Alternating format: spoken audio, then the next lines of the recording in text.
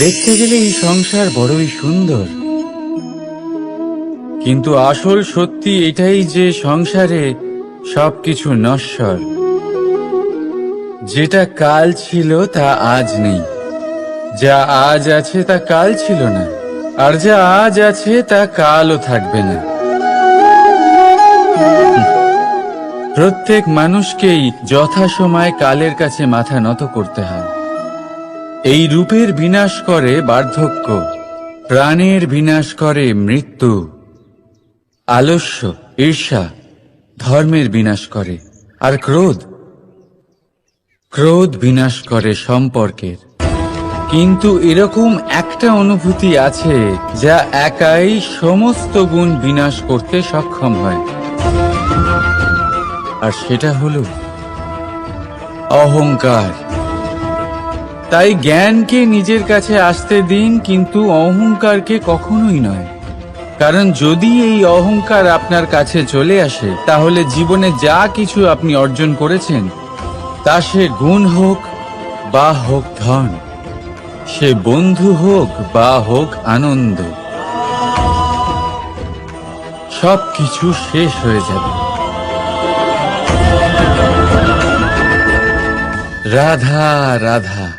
এই পাথর দেখতে পাচ্ছেন আপনি? কত গোল, কতটা চকচকে। বাচ্চাদের অনেক সময় এটা নিয়ে খেলতে ভালো লাগে, আর কেনই বা লাগবে না। কতটা সুন্দর আর মসৃণ এটা। কিন্তু আপনি কি কখনো ভেবে দেখেছেন এই পাথর আগে কি ছিল?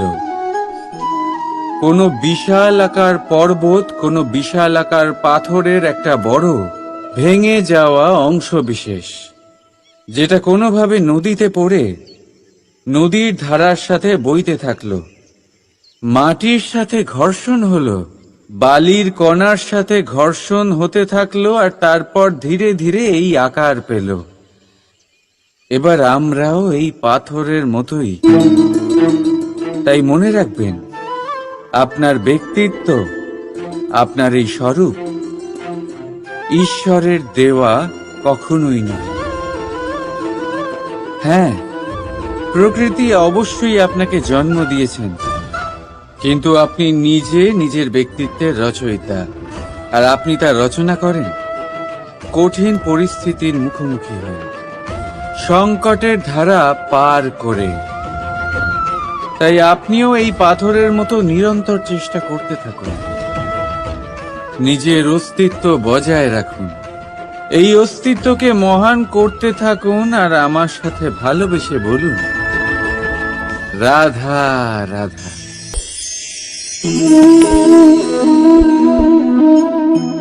ছোটবেলায় একটা জিনিস আমি কখনো বুঝে উঠতে পারিনি। আমি সবসময় আশ্চর্য হয়ে থাকতাম যে এটা কি করে সম্ভব হতে পারে। ব্যাপারটা ছিল এরকম, আমি আমাদের গোয়াল ঘরে দেখতাম ভিন্ন ভিন্ন রং রূপের গাভী। কারোর রং কালো তো কারোর রং সাদা, কেউ খয়েরি তো কারোর রং বাদামি। এবার আমি দেখতাম কারোর কারোর শিং বড় তো কারোর এত ছোট যে দেখাই যায় না। কোনো গাভী আকারে ছোট ছিল তো কেউ একটু বড়। কিন্তু যখন সেই সব গাভী দুধ দিত, তখন আমি দেখতাম সেই সব দুধ সমান, রং সমান, স্বাদ সমান, গুণও সমান, আর সমান পুষ্টিও। এবার আমি এটা বুঝতে পারতাম না। আমার দৃষ্টিতে তো সমস্ত গাভী আলাদা আলাদা ছিল। আমি ভাবলাম আমি মাকে জিজ্ঞেস করি। মাকে জিজ্ঞেস করলাম। মা আমাকে বললেন, কানাই, রং রূপ পাল্টালেও গাভীদের বাস্তবিকতা তো পাল্টায় না। গাভী তো গাভীই থাকবে। এবার আমি এটা বুঝতে পারি না যে মানুষ এটা আত্মসাৎ কেন করতে পারে না। দেখুন, রং, রূপ, জাত, ধর্ম, ভাষা, এই সবের উপরে হলো মনুষ্যত্ব।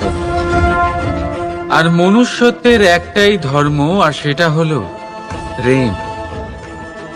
তাই এই প্রেম আপনি সকলের সাথে ভাগ করে নিন, প্রেমের সাথে সকলের সেবা করুন।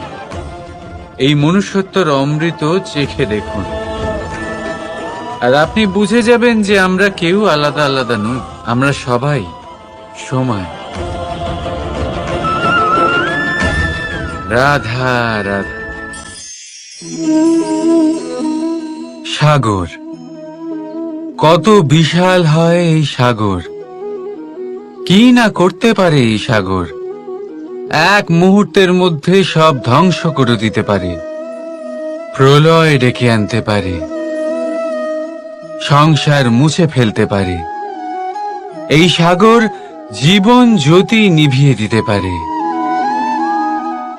কিন্তু এই সাগর যা মেটাতে পারে না, তা হলো একজন তৃষ্ণার্তের তৃষ্ণা।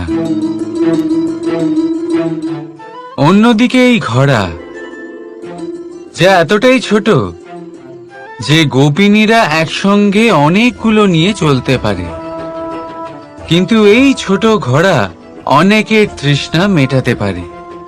এবার বলুন, জল সাগরেও আছে, আবার এই ঘোড়াতেও। তাহলে পার্থক্য কোথায়? এখানে পার্থক্য হলো তাদের আচরণের মধ্যে। একজন মাটির মধ্যে মিষ্টি জল ধরে রাখে, তো আরেকজন নিজের নোনা জলের আঘাতে যে কাউকে মাটিতে মিশিয়ে দিতে পারে। আপনি কি হতে চাইবেন? সাগরের নোনা জল হয়ে কারোর আশা চূর্ণ বিচূর্ণ করে দিতে, নাকি মিষ্টি জলের ঘোড়া হয়ে কারোর তৃষ্ণা মেটাতে? সিদ্ধান্ত আপনার। রাধা রাধা। বর্ষাকালে যখন ভয়ানক বৃষ্টি হয়, তীব্র গতিতে যখন হাওয়া চলে, তখন আপনি নিশ্চয়ই দেখেছেন যে পাখিরা, যাদের বাসা মাঝে মাঝে ভেঙে পড়ে, নষ্ট হয়ে যায়। কিন্তু আপনি কি কখনো সেই পাখিদের বিলাপ করতে দেখেছেন? কখনো নয়। যখনই সেই বৃষ্টি থেমে যায়, তারা আবার একটু একটু করে খড়কুটো জোগাড় করে তাদের বাসা বানিয়ে ফেলে। নিজের সংসার সেই রকমই বানিয়ে দেয় যেমন আগে ছিল। এমন কেন? কারণ এই ঝড়ের তাণ্ডবের সাথে সেই পাখিদের কোনো বোঝাপড়া করারই নেই। তারা শুধু সেটাই করতে থাকে যেটা তাদের হাতে আছে, আর সেটাই হলো, আর এটাই হলো সুখী জীবনের মূল মন্ত্র। যেটা আপনার হাতে নেই, তা নিয়ে বিলাপ করে আপনার কোনো লাভ হবে না। মনোসংযোগ তাতেই করুন যা আপনার হাতে রয়েছে। যা বদলে গেছে তাকে আপনি আবার বদলাতে পারবেন না, কিন্তু যা আপনি বদলাতে পারবেন তাতে মনোসংযোগ করুন। এই জীবনে একটু ধনাত্মক হয়ে উঠুন, দেখবেন সব শুভ হবে। রাধা রাধা। কতবার এমন হয়, আপনি কোনো কাজ করার জন্য কাউকে দায়িত্ব দেন, কিন্তু সেই ব্যক্তি সেই কাজ সম্পন্ন করতে পারে না, অসম্পূর্ণ রেখে দেয়, অথবা ঠিকভাবে করতে পারে না। এবার এই পরিস্থিতিতে কি হয়? আপনি ক্রুদ্ধ হয়ে যান, তার উপরে আপনি রেগে যান, তাকে তিরস্কার করেন, আর তারপরে সেই কাজ সম্পন্ন করতে আপনি নিজেকেই নিযুক্ত করেন, আর শেষ পর্যন্ত সেই কাজ সম্পন্ন হয়েই যায়। এবার এই বিষয়ে সমস্যা সেই ব্যক্তির চেষ্টায় নয়, সমস্যা আপনি যে সেই ব্যক্তিকে ভরসা করলেন তার ছিল। আমরা অন্যের প্রতি ভরসা করাকে প্রথম পদক্ষেপ বানিয়ে, আর নিজের উপরে বিশ্বাসকে শেষ সম্বল। কিন্তু তার বদলে এটাই হওয়া উচিত যে নিজের উপরে ভরসাকে আমরা প্রথম পদক্ষেপ বানাই, তাকে নিজের সহায় মানতে হবে। যদি আপনি এমন করেন, তাহলে পরিণাম আরো সুখকর, আরো আনন্দদায়ক হবে। তাই মনে রাখবেন, এই সংসারে আপনার সব থেকে বড় ভরসা আর কেউ নেই। এই সংসারে আপনার সব থেকে বড় রক্ষাকর্তা আর কেউ নেই, বরং আপনি নিজেই। রাধা রাধা। আসুন আপনাকে একটা প্রশ্ন করছি, সোনা আর লোহার মধ্যে তফাৎ কি? এবার বেশিরভাগ লোকের উত্তর এটাই হবে যে সোনা বহুমূল্য। সোনার মূল্য লোহার থেকে আমাদের আরো বেশি সুন্দর দেখায়। অন্যদিকে লোহা সেই সৈনিকদের ঢাল ও তলোয়ার হয়ে তাদের রক্ষা করে, যারা আমাদের প্রাণকে রক্ষা করেন। এই সৈনিক না থাকলে আমাদের প্রাণও থাকবে না। এবারে বলুন, সোনার মূল্য বেশি হওয়াতে কি লোহার মূল্য কমে যায়? কখনোই নয়। ঠিক সেইভাবে এই জীবনে আপনি যতই চেষ্টা করুন, কিছু না কিছু এমন থেকে যাবে যা আপনি কখনোই পাবেন না। আর সেই কারণে নিজেকে অক্ষম মনে করা অনুচিত। হতে পারে আপনার কাছে সেই গুণ আছে যেটা সংসারে আর কারোর কাছে নেই। সেই গুণটাকে চিনুন, সেটাকে বাড়ান আর সেটাকে ব্যবহার করুন। তাই মনে রাখবেন, সংসারে প্রত্যেকটা ব্যক্তি বিশেষ হয়, আর এই সংসারে সবাই সবকিছু পায় না। নিজেই দেখে নিন, সোনাকে যে দোকানে সাজিয়ে রাখা হয়, সেই দোকানের তালা লোহা দিয়ে তৈরি হয়। রাধা রাধা। ধন খরচ করেও একটা জিনিস আমরা কিনতে পারবো না, আর তা হলো একটা মুহূর্ত। কি হলো? সত্যি সামনে এসে গেল? সত্যি হলো এটাই যে জগতে সব থেকে বেশি মূল্যবান সময়, সেই সময় যেটা আমরা এমনি নষ্ট করে দিই অকাজে, কখনো কোনো আশাতে, কখনো শোক করে, কখনো ঘটে যাওয়া দিনের কথা ভেবে, তো কখনো ভবিষ্যতের চিন্তাতে। এই সময়ের সদ্ব্যবহার আমাদের করা উচিত। এই সময়ের সদ্ব্যবহার করে আমাদের ধন অর্জন করা উচিত, মহান কাজ করা উচিত, আমাদের ব্যক্তিত্বকে উদার করা উচিত, ভালো কাজ করা উচিত, সকলের সাথে আনন্দ ভাগ করা উচিত। যদি আমরা এই সংসার থেকে চলেও যাই, তাহলেও সময় আমাদের যেতে দেবে না। এখানেই স্থিত করে রাখবে, কারোর না কারোর জন্য প্রেরণা হয়ে, বা কারোর মুখে কৃতজ্ঞতার হাসি ফুটিয়ে। রাধা রাধা। সূর্য। এই সংসারে সব থেকে বেশি তেজস্বী এই সূর্য, সব থেকে বেশি উজ্জ্বল, সব থেকে বেশি শক্তিশালী। কিন্তু আপনি কি কখনো সূর্যোদয় দেখেছেন? এই শক্তিশালী সূর্য কিভাবে উদয় হয়? লাল রঙের আভার সাথে, সৌম্যতার সাথে, শান্তির সাথে উদয় হয়। কখনো সূর্যাস্ত দেখেছেন? সেই লাল রঙের আভা, সেই সৌম্যতা, সেই একই শান্তি। আর এটাই একজন মহান ব্যক্তিত্বের গুণ। যখন জীবনে উত্থান ঘটে, তখনও অহংকার করেন না, সৌম্যতা বজায় রাখেন। আবার যখন জীবনে ক্ষতি হয়, তখনও সৌম্যতা বজায় রাখেন। যদি আপনিও চান সূর্যের মতো আপনি সম্মান পাবেন, তাহলে সূর্যের মতন হন। যখন জীবনে আনন্দ আসে, কুশল আসে, তখন সীমা লঙ্ঘন করবেন না। যখন জীবনে দুঃখ আসে, কষ্ট আসে, বিনাশের পথে অগ্রসর হবেন না। সৌম্য থাকুন, শান্ত থাকুন, সূর্যের মতো চকচক করতে থাকুন। কারণ সব মুহূর্তের মতোই এটাও একটা মুহূর্ত। তাতে আপনি আনন্দ লাভ করুন, বা পান দুঃখ, এই মুহূর্ত অবশ্যই চলে যাবে। রাধা আপনি ওই কথাটা নিশ্চয়ই শুনেছেন, যখন ভগবান একটা দরজা বন্ধ করেন তখন অন্যদিকে অনেক দরজা খুলে দেন। এবার এই দরজা, এই সমস্ত পথ আমরা দেখতে পাই না, অনেক সময় আমরা বুঝতে পারি না, হারিয়ে যায় সব। কখনো কখনো মনে হয় যে এই কথাটাই মিথ্যে, কিন্তু আসলে তা তো নয়। তাহলে হারিয়ে যায় কেন? কারণ আমরা সময় নষ্ট করি এই দরজার দিকে তাকিয়ে থেকে। ভাবি এই বুঝি দরজা খুলবে, এবার দরজা খুলবে। অপেক্ষা করতে করতে আমরা অনেক সময় নষ্ট করে ফেলি। এত সময় নষ্ট করি যে আমরা দেখতে পাই না, খুঁজে পাই না সেই সমস্ত দরজা আর পথ যা আমাদের জন্য খোলা রয়েছে। যদি খুঁজেই না পাই তাহলে তা ব্যবহার করব কি করে?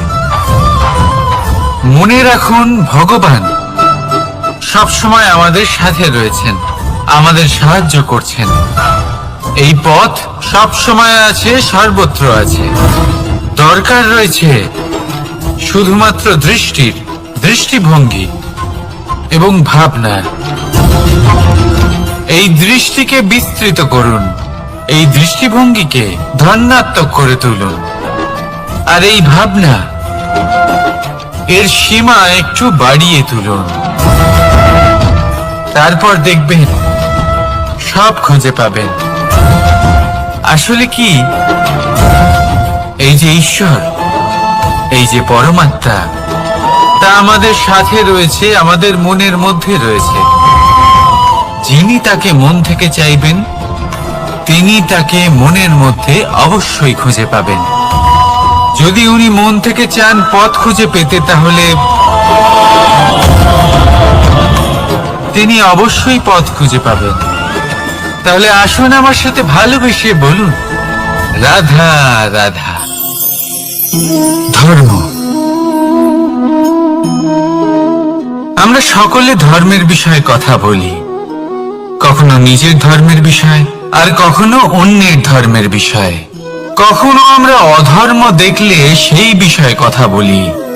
অনেক রকম আলোচনা হয়, কিন্তু এই ধর্ম আসলে কি, সেটা কি কেউ বোঝে? যদি আমি আপনাকে উত্তর দিই, এই উত্তর সরল। ধর্ম হলো তাই যা মানুষকে অন্য মানুষের সাথে, সমস্ত বিশ্ব সংসারের সাথে আনন্দ সহকারে বাঁচতে শেখায়। সেই জন্য আপনি যদি কখনো কোনো ধর্মীয় স্থানে যান, সেই ধর্মীয় স্থানে গিয়ে আপনার শান্তির অনুভূতি হয়, তাই না? কিন্তু দেখুন, ধর্মের জ্ঞান থাকলেই সেই মানুষ ধর্মের পথে চলতে পারবে এমন কোনো কথা নেই। অনেক সময় সম্পর্কে যখন সংঘর্ষ বেড়ে যায়, তখন ইচ্ছের জন্ম হয়, ক্রোধের জন্ম হয়, অহংকারের জন্ম হয়, আর তারপর বিনাশ হয়ে যায় এই ধর্মের।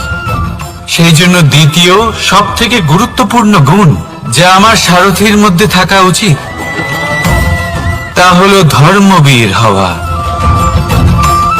এবার দেখতে হবে সেটাই যে কে হবে সেই ব্যক্তি যিনি এই স্বয়ম্বরে নিজের ধর্মে অটল থাকবেন।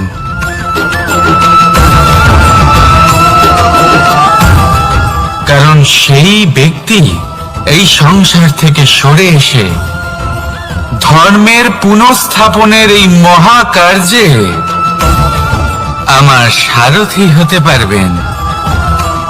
তাহলে আসুন আমার সাথে ভালোবেসে বলুন, রাধা রাধা। কর্ম, ধর্ম, জ্ঞান, এই তিন স্তরে অনেক মানুষ পৌঁছতে পারেন।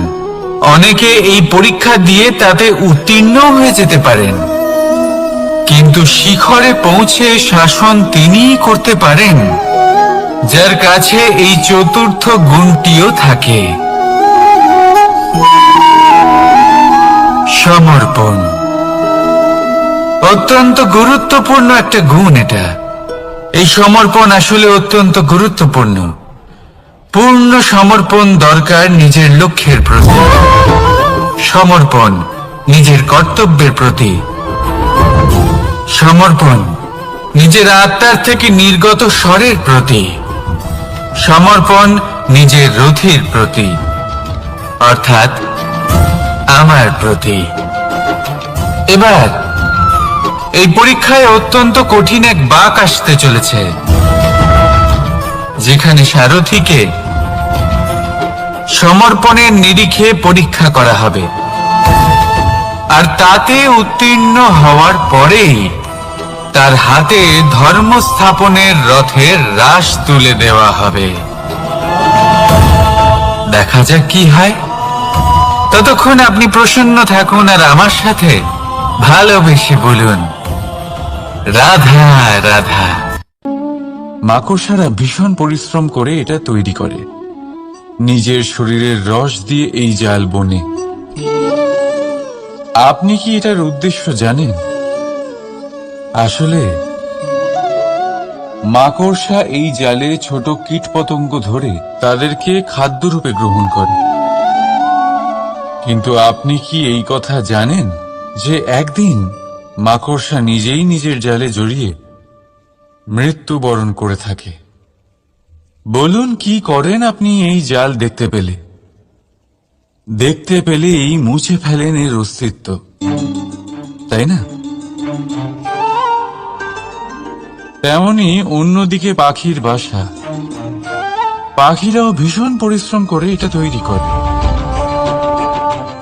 কিন্তু যদি পাখি একদিন এটা ছেড়ে চলে যায়, তাহলেও লোকে এটা নষ্ট করে দেয় না।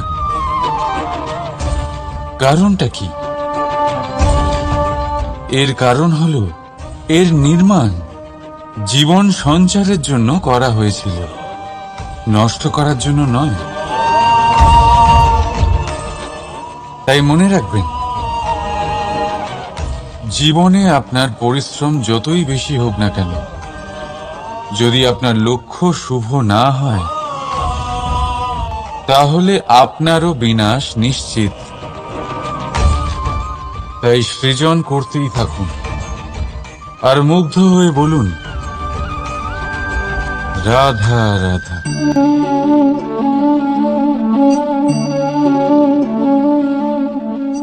আপনার কি মনে হয় আমি কি করছি? আপনি বলবেন আমি প্রদীপ জ্বালাচ্ছি। সঠিক, কিন্তু প্রশ্ন হচ্ছে যে আমি কি আপনাকে বলেছি যে একে প্রদীপ বলা হয়? না। এই প্রদীপ কি নিজেই নিজের পরিচয় আপনাকে দিয়েছে? না। তাহলে আপনি কি করে জানলেন যে একে প্রদীপ বলা হয়? উত্তর হচ্ছে প্রকাশ, যে স্বয়ং জ্বলে অন্ধকারের মধ্যে সংসারকে পথ দেখায়, সেটাই প্রদীপ। যা নিরাশার মাঝে আশার আলো প্রদর্শন করে, সেটাই প্রদীপ। অপর দিকে আছে সাপ, যাকে না দেখেও তার ফনার আওয়াজ শুনেই লোকে ভয় পেয়ে যায়।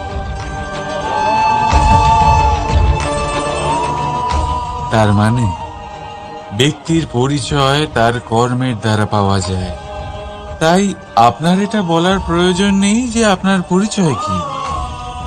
এটা আপনার কর্মই নিশ্চিত করবে যে লোকে আপনাকে প্রদীপ ভেবে ভালোবাসবে নাকি সাপ ভেবে ভীত হয়ে থাকবে। রাধা রাধা। সময় কত বিচিত্র হয়। সময় আমাদের পক্ষে থাকলে আমরা নিজেদের রাজা মনে করে নিই, আর সেই সময় যদি বিপক্ষে চলে যায়, তাহলে নিঃস্ব হতে সময় লাগে না। তাই মানুষের একটা অভ্যেস আছে, খারাপ সময়ের জন্য কিছু সঞ্চয় করা। আত্মীয়, বন্ধু খারাপ সময় পাশ থেকে সরে যায়। যশ, মান প্রতিকূল সময় চিরস্থায়ী হয় না। তাই মানুষ মনে করে অর্থ সঞ্চয় করাই শ্রেয়। অর্থের কোনো হৃদয় নেই যা সময়ের সাথে পরিবর্তিত হবে। সংসার বলে সর্বদা অর্থ সঞ্চয় করতে থাকুন। খারাপ সময়ে অবশ্যই কাজে লাগবে, কিন্তু আমি বলবো শুভ কর্ম করতে থাকুন, আনন্দে থাকুন, নিজের ওপর আর ঈশ্বরের ওপরে বিশ্বাস রাখুন। খারাপ সময় কখনো আসবেই না। রাধা রাধা। প্রকৃতি মানুষকে এক বিশেষ শক্তি দিয়েছে, অন্য জীবের থেকে বেশি শক্তি দিয়েছে। স্মরণ শক্তি। এই শক্তি মানুষকে অন্য জীবের থেকে ভিন্ন করে, ইতিহাস রচনা করার প্রেরণা দেয়, জ্ঞানকে বংশানুক্রমে এগিয়েও নিয়ে যায়। আর যারা ভুলে যান, অধিকাংশ সময় তারা উপহাস আর দয়ার পাত্র হয়ে যান। কিন্তু এটাই কি প্রকৃত রূপে সত্য? না। এই স্মরণ শক্তি মানুষের বিকাশে সব থেকে বড় বাধা হয়ে দাঁড়ায়। তার মনকে দূষিত করে দেয়। খারাপ অভিজ্ঞতা, কারোর করা বিশ্বাসঘাতকতা, কারোর কটাক্ষ বেশিরভাগ মানুষই ভুলতে পারেন না, আর তারপর প্রতিশোধ নিতে উদ্যত হন। প্রথমে সময় নষ্ট করেন প্রতিশোধের প্রস্তুতিতে, আর তারপর সময় নষ্ট করেন প্রতিশোধ নেওয়ার সুযোগ খুঁজতে। যদি সন্তুষ্টি পেতে চান, যদি জীবনে আনন্দ পেতে চান, তাহলে স্মরণ শক্তির সদ্ব্যবহার করুন। নিজের স্মরণ শক্তিকে চালনা করুন শুধুমাত্র ভালো কথা আর ভালো স্মৃতির দিকে। জীবনে আনন্দ পাবেন। রাধা রাধা। মানুষ নিজের পরিবারের জন্য কত কিছুই না করে, দিন রাত পরিশ্রম করতে থাকে যাতে তার পরিবারের প্রয়োজন পূরণের জন্য অর্থ রোজগার করতে পারে। কিন্তু শুধু অর্থ রোজগার করাটাই কি যথেষ্ট? আপনি বলবেন, হ্যাঁ নিশ্চয়ই, অর্থ দিয়ে সব কিছু পাওয়া যায়। বিদ্যা পাওয়া যায়, বাড়ি পাওয়া যায়, ওষুধ পাওয়া যায়, আর কত কিছুই না পাওয়া যায়। এইসব একটা পর্যায় পর্যন্ত সঠিক, কিন্তু একটু মন দিয়ে ভেবে দেখুন, যখন কোনো শিশু অসুস্থ হয়ে পড়ে তখন সে ওই তিক্ত ওষুধ কেন খেয়ে নেয়? এই জন্য কারণ ওর পিতা সেই ওষুধ অর্থ দিয়ে কিনেছে? না, বরং এই জন্য কারণ তার পিতা যে তার সামনে দাঁড়িয়ে, তার ওপরে তার বিশ্বাস আছে। বিশ্বাস আছে যে উনি তার কিচ্ছু হতে দেবেন না। এই বিশ্বাস, এই সংস্কার, এই শিক্ষা কখনো অর্থ দিয়ে পাওয়া যায় না। এটা পাওয়া যায় সেই সময় থেকে যা মাতা পিতা তাদের সন্তানের সাথে কাটিয়েছেন। তাই জীবনে অর্থ অবশ্যই উপার্জন করুন, কিন্তু নিজের পরিবারকেও সময় দিন, আনন্দ পাবেন। রাধা রাধা। বিরোধিতা এমন এক শব্দ যা শুনে আমরা সবাই ভয় পেতে থাকি। যদি কেউ আমাদের বিরোধিতা করে তা আমাদের সহ্য হয় না। আমরাও কারোর বিরোধিতা করে কোনো শত্রুতা করতে চাই না। এই ধরনের ভাবনা আমাদের মনে আসতেই থাকে। কিন্তু বিরোধিতা, এই শব্দ আপনার শান্তির জন্য, আপনার সুখের জন্য কতটা গুরুত্বপূর্ণ তা আপনারা জানেন না। তাই যদি কাল এসে কেউ আপনার বিরোধিতা করে, তখন সবার আগে নিজেকে যাচাই করুন। আপনি কি ভুল করেছেন? আপনার দোষ কি? নিজের মধ্যে কি ত্রুটি আছে সেটা বোঝার চেষ্টা করুন। নিজেকে সংশোধন করার চেষ্টা করুন, তারপর দেখুন বিরোধিতার এই আগুন আপনাকে স্বর্ণ থেকে কুন্দন বানিয়ে তুলবে। বলা হয় এই সংসারে খারাপ বেড়েই চলেছে, কিন্তু তার কারণ এ নয় যে খারাপ মানুষ বেড়ে চলেছে। তার কারণ হলো যে ভালো মানুষ, যাদের ভালো চিন্তা, ভালো বিচারধারা আছে, তারা খারাপের বিরোধিতা করতে পারে না। যদি আপনার সম্মুখে কোনো খারাপ কর্ম হয়, তাহলে তার বিরোধিতা করতে সংকোচ করবেন না, কারণ বিরোধিতার এই আগুন মন্দকে পিছুপা হতে অবশ্যই বাধ্য করে। রাধা রাধা। বিশ্বাস, জীবনে বিশ্বাস কতটা গুরুত্বপূর্ণ। একজন স্ত্রী তার স্বামীর হাত ধরে যে কোনো জায়গায় যেতে পারেন, এর কারণ হলো বিশ্বাস। তার নিজের স্বামীর ওপরে বিশ্বাস আছে। যখন একজন মা তার ছোট বাচ্চাকে কোলে তুলে হাওয়ায় ওঠায়, তখন সেই বাচ্চা ভয়ভীত হয়ে যায় না। তার কারণ হলো বিশ্বাস।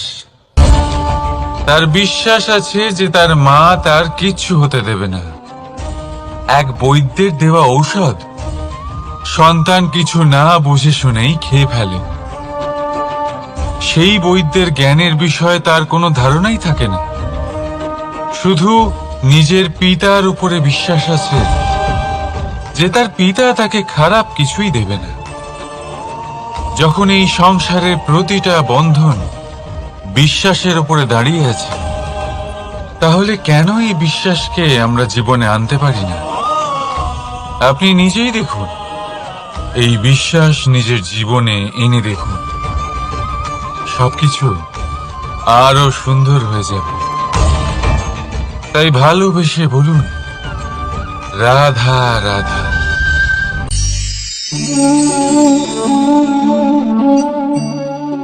অহংকার, এই শব্দটা সবাই শুনেছেন। বহু মানুষকে আপনি এটা বলতে শুনেছেন যে ওই ব্যক্তির অহংকার আছে, ওই মানুষটির ক্ষমতার অহংকার আছে, ওই ব্যক্তির নিজের রূপ নিয়ে অহংকার আছে, ওই ব্যক্তির নিজের অর্থের অহংকার আছে, ইত্যাদি ইত্যাদি। কিন্তু এই অহংকার, এর অস্তিত্ব হয় কি করে?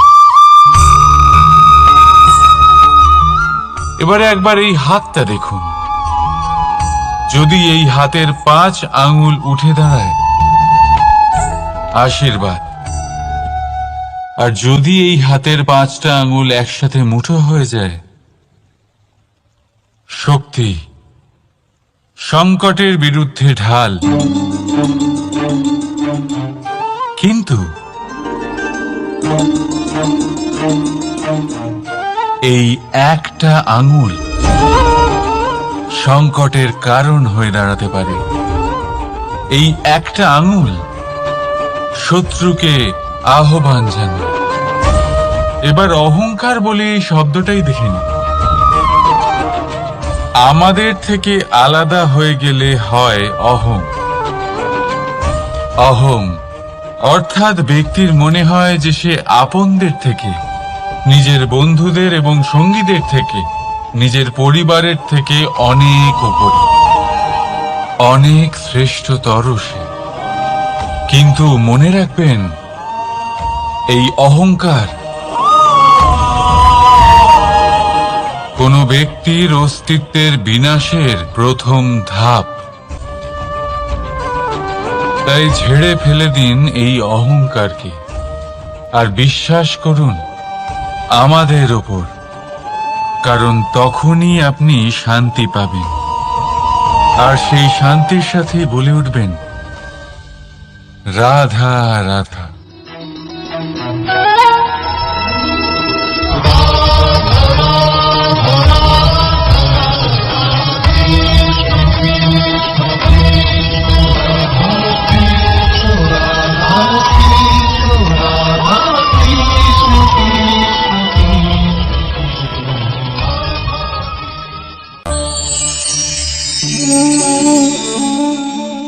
সাফল্য। যদি আপনাকে জীবনে সাফল্য পেতে হয়, তাহলে আপনি একাধিক মানুষ পাবেন যারা একাধিক উপায় বলবে আপনাকে সাফল্য পাওয়ার। দীর্ঘ সময় ধরে পরিশ্রম, চেষ্টা, নির্ধারণ, নিষ্ঠা এই বিষয়ে ভাষণ দিতে থাকবেন। একাধিক রকমের উদাহরণ আপনার সামনে তুলে ধরবেন।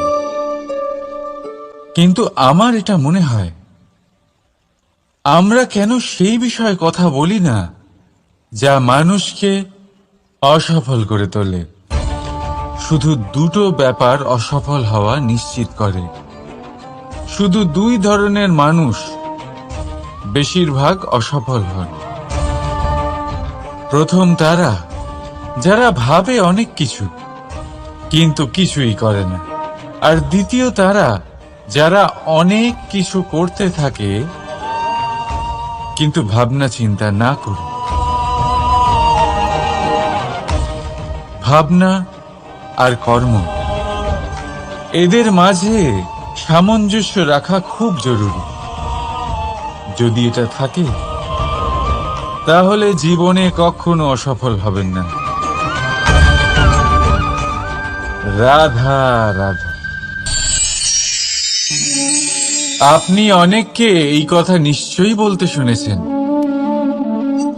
এই ব্যক্তির দৃষ্টিতে দম্ভ আছে, এই ব্যক্তির চোখের ওপর অহংকারের পর্দা পড়ে আছে, ইত্যাদি ইত্যাদি। চলুন আমি আপনাকে একটা প্রশ্ন করছি, আপনি দেখেন কি দিয়ে? দৃষ্টি দিয়ে নাকি দৃষ্টিভঙ্গির সাহায্যে? ভাবুন। চিন্তায় পড়ে গেলেন নিশ্চয়ই। দৃষ্টি যে কোনো বস্তুর বা যে কোনো মানুষের শুধু বাইরের রূপটা দেখায়, যেখানে দৃষ্টিভঙ্গি আপনাকে সোজা আসল পরিচয়ের সাথে সাক্ষাৎ করায়। উদাহরণ হিসেবে চন্দ্র। চন্দ্র আমরা সবাই দেখেছি। বহু মানুষ আছেন যাদের চন্দ্র অত্যন্ত সুন্দর লাগে, আবার কিছু মানুষ এমনও আছেন যারা এই চন্দ্রের মধ্যেই দাগ খুঁজে বার করেন। এই হলো দৃষ্টিভঙ্গি। যদি নিজের দৃষ্টিভঙ্গিতে প্রেম রাখেন, ভালোবাসা রাখেন, সম্ভ্রম রাখেন, তাহলে তার বদলে আপনিও প্রেম আর সম্মান অবশ্যই পাবেন। এবারে দেখুন, যে জল দিয়ে ঈশ্বরের মূর্তি ধোয়া হয় তাকে চরণামৃত বলা হয়। এটার কারণ দৃষ্টিভঙ্গি। এখন আপনি পাথরকে ভগবান ভেবে পুজো করবেন, নাকি ভগবানকে পাথর ভেবে পরিত্যাগ করবেন? সিদ্ধান্ত আপনার, কিন্তু এই সিদ্ধান্ত নির্ভর করে আপনার দৃষ্টিভঙ্গির ওপর। তাই নিজের দৃষ্টিভঙ্গি শুভ রাখুন, নিজের দৃষ্টিভঙ্গিতে ভালোবাসা রাখুন, আর আনন্দে বলুন রাধা রাধা।